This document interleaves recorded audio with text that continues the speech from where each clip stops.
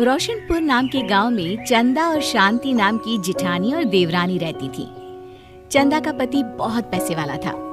उनके पास किसी भी चीज की कोई कमी नहीं थी और उसके विपरीत शांति का पति बहुत ही गरीब और नशेड़ी था। शांति चंदा के घर में काम करके अपना घर चलाती थी। भाभी, घर पर खाने के लिए कुछ भी नहीं है। अगर आप थोड़ा खाना दे पाए तो बहुत मेहरबानी होगी। मुझे जो भी पैसे मिलते हैं वो तो आपके देवर नशे में उड़ा देते हैं। ये तुम लोगों का ना रोज रोज का ड्रामा हो गया है। अब देवर जी कमाते नहीं है तो मैं क्या करूं? तुम्हारा पति तो तुम्हारी सारी कमाई दारू में उड़ा देता है। रहने दो भूखा उसे। अरे ऐसे मत बोलिए भाभी, आप तो जानती ही हैं कि वो मन के कितने साफ हैं, पर इस बेरोजगारी के कारण उन्हें दारू पीने की लत लग गई है। अरे अपना ये रोना गाना बाद में कर लेना, पहले काम निपटा ले घर का। मेरा और टाइम खराब ना कर। जा गेहूं पीस ले, फिर तुझे कपड़े भी धोने हैं। शांति रसोई घर में जाकर गेहूं पीसने लगती है।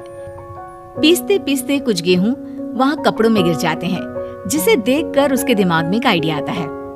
क्यों ना ऐसे ही थोड़े गेहूं मैं अपने पल्लू में बांधकर घर ले जाऊं, फिर एक बर्तन में जमा कर लूंगी और उसे पीसकर रोटी बना लूंगी। कुछ दिन तो ऐसे ही चलता रहा, मगर फिर एक दिन चंदा ने शांति को ऐसा करते हुए देख लिया। अरे पहले तो मुझे लगा तुम लोग बस गरीब हो, पर तुम लोग तो चोर भी हो। चोरनी कहीं की। मुझे तो लगता था तू गेहूं पीसती है, पर तू तो अपने पल्लू में गेहूं छुपा कर ले जाती है। निकल मेरे घर से। मुझे माफ कर दो भाभी, हमारे पास खाने के लिए एक दाना तक नहीं था, इसलिए मुझे ये सब करना पड़ा।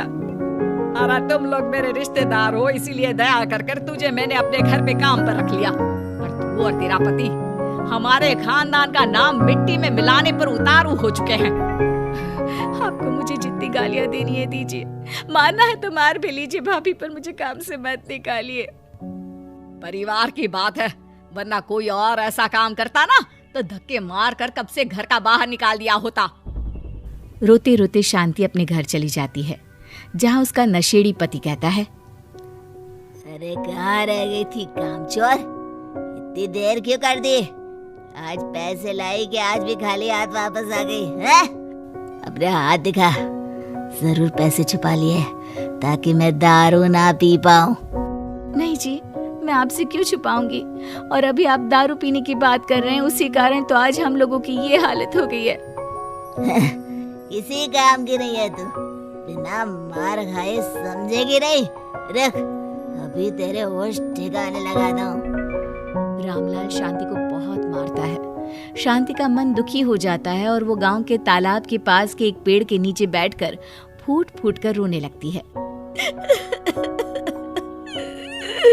मैंने कभी किसी का बुरा नहीं किया, फिर भी भगवान मेरे साथ ऐसा क्यों कर रहा है? मैं तो रामलाल जी की फिक्र करती हूँ, फिर भी उन्होंने मुझे इतना मारा। तभी उसे एक आवाज सुनाई देती है, रोने की कोई जरूरत नहीं है बेटी, चिंता क्यों करती हो? ये आवाज कहाँ से आ रही है? शांति अपने आसपास देखती है, उसे कोई नहीं दिखता। वो ऊपर देखती है, जहाँ उसे एक छोटी सी परी दिखती है। आप कौन है? आप तो कोई परी लगती हैं। हाँ बेटी, मैं इसी पेड़ पर रहती हूँ। मैंने तुम्हारी सारी बात सुनी। अब तुम्हें फिक्र करने की कोई जरूरत नहीं। अपनी आंखें बंद करो। शांति आंखें बंद करती है और जादुई परी अपनी छड़ी घुमाती है। उसकी छड़ी घुमाते ही पेड़ के सारे पत्ते सुनहरे रंग के हो जाते हैं। परी उनमें से एक पत्ता तोड़ लेती है और फिर से अपनी छड़ी घुमाती है, जिसके कारण सारे पत्ते पहले की तरह साधारण से दिखने लगते हैं। आंखें खोलो बेटा। लो, इस पत्ते को ले जाकर अपने तकिए के नीचे रख देना। ये तो एक साधारण पत्ता है, इससे क्या होगा? ठीक है, अगर आप कहती हैं तो मैं इसे रख लेती हूँ। शांति उस पत्ते को लेकर अपने घर जाती है और अपने कमरे में तकिए के नीचे रखकर सो जाती है। सपने में उसे वही पेड़ वाली जादुई परी दिखाई देती है। बोलो शांति, क्या चाहिए तुम्हें? मैं चाहती हूँ हम बहुत अमीर हो जाए और मेरे पति नशा करना छोड़ दे, उन्हें कोई काम भी मिल जाए। कल जब तुम सुबह नींद से जागोगी, तुम्हारी इच्छा पूरी हो गई होगी। अगली सुबह शांति नींद से जागती है। अपने आसपास का नजारा देखकर चौंक जाती है। उसके बिस्तर पर चारों तरफ सोने चांदी रखे हुए थे। हे भगवान, कहीं मैं सपना तो नहीं देख रही? इतना सारा सोना, वो भी मुझ गरीब के पास। रामलाल जी को बताती हूँ, वो बहुत खुश होंगे। शांति जैसे ही कमरे के बाहर जाती है, वो देखती है कि रामलाल सूट बूट पहने काम के लिए बाहर जा रहा होता है। मुझे शहर में एक नौकरी मिल गई है शांति, मुझे आने में देर हो जाएगी, घर का ध्यान रखना। और इस तरह शांति बहुत अच्छा जीवन बिताने लगती है। उसके पास अब किसी भी चीज की कमी नहीं रह जाती। रातों रात शांति के पास आए इतने पैसों को देखकर उसकी जिठानी उससे पूछती है, अरे क्यों रे शांति, कहीं बड़ा हाथ मारा है क्या?